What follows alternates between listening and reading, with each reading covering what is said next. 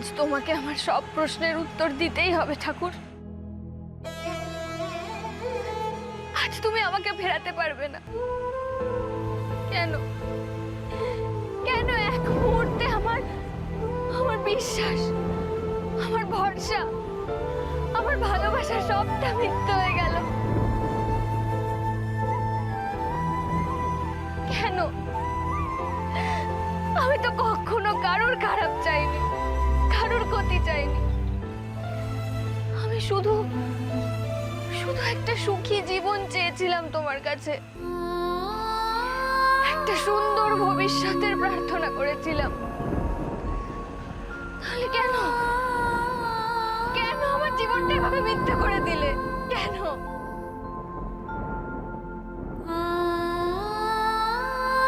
তাহলে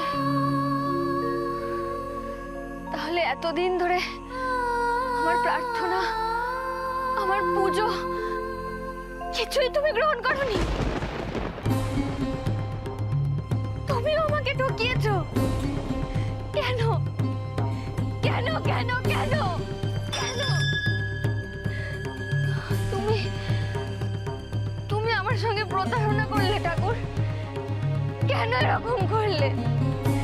কেন কেন?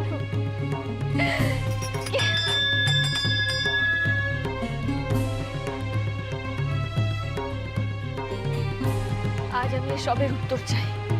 বলো কেন? কেন? মুন্নি, চুপ করে থেকো না। যেটা জিজ্ঞেস করছি সেটার উত্তর দাও। কেন করলে তুমি এমনটা আমার সঙ্গে? মুন্নি,